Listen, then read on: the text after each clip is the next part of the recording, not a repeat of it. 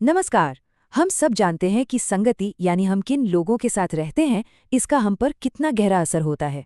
पर क्या कभी सोचा है कि ये सिर्फ एक सामाजिक बात है या इसके पीछे कोई साइंस भी है? आज हम इसी को एक बिल्कुल अलग नजरिए से देखेंगे, एक साइंटिफिक एनर्जी ट्रांसफर के रूप में। तो सवाल ये है, हम जिन लोगों के साथ उठते बैठते हैं, क्या वो महज एक आदत है या फिर क्या उसके पीछे कोई गहरा साइंटिफिक एनर्जी एक्सचेंज चल रहा है? अक्सर ऐसा महसूस होता है ना कि हम धीरे धीरे अपने आसपास के लोगों जैसे ही बनने लगते हैं।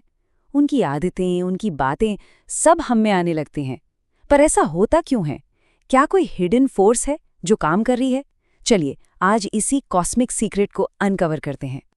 तो इस गुत्थी को सुलझाने के लिए हमें थोड़ा पीछे जाना होगा, हमारे प्राचीन ज्ञान की तरफ, क्योंकि इस अनसीन इन्फ्लुएंस को समझने का पहला क्लू वहीं छिपा है, एक ऐसा सच जो टाइमलेस है। और यहीं पर आता है हमारा पहला डायमंड सूत्र।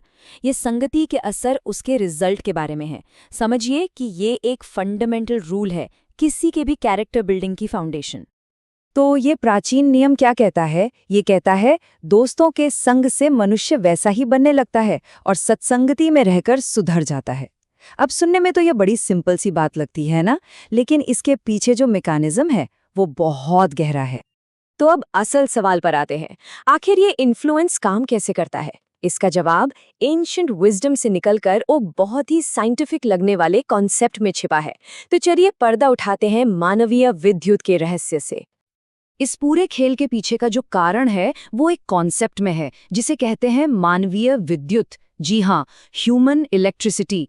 यही वो चाबी है जो संगति के पीछे की पूरी साइंस को अनलॉक करती है। अच्छा, तो ये मानवीय विद्युत है क्या चीज़? देखिए, इसे ऐसे समझिए, ये फिजिकल इलेक्ट्रिसिटी का ही एक बहुत सटल फॉर्म है। एक ऐसी बिजली जो हमारा शरीर लगातार कॉन्स्टेंटली बना भी रहा है और बाहर निकाल भी रहा है। ये एक इनविजिबल फोर्स है जो हर इंसान के साथ चलती है। अब ये प्रोसेस काम कैसे करता है, इसको समझने के लिए एक बहुत ही ब्यूटीफुल एनालॉजी है। सोचिए, जैसे एक फूल अपनी खुशबू हवा में बिखेरता है, ठीक वैसे ही एक इंसान अपने आसपास के माहौल में ये विद्युत या इलेक्ट्रिसिटी छोड़ता रहता है। है ना सिंपल, लेकिन कितनी पावरफुल एनालॉजी। तो चलिए अब थोड़ा और डीप डाइव करते हैं और देखते हैं कि ये एनर्जी ट्रांसफर असल में होता कैसे है। और इसमें हमारी मदद करेगा वही फूल वाला एग्जाम्पल। और यहीं पर आता है हमारा दूसरा डायमंड सूत्र। ये सूत्र बात करता है उन्हीं इलेक्ट्रिक पार्टिकल्स की। ये एनर्जी ट्रांसफर के प्रोसेस को और भी डिटेल में समझाता है। तो सूत्र कहता है, जिस प्रकार पुष्प अपनी गंध के परमाणु हर घड़ी वायु में फेंकता रहता है, इसी प्रकार मनुष्य शरीर भी अपनी शारीरिक विद्युत के परमाणु हर घड़ी वातावरण में फेंकता रहता है।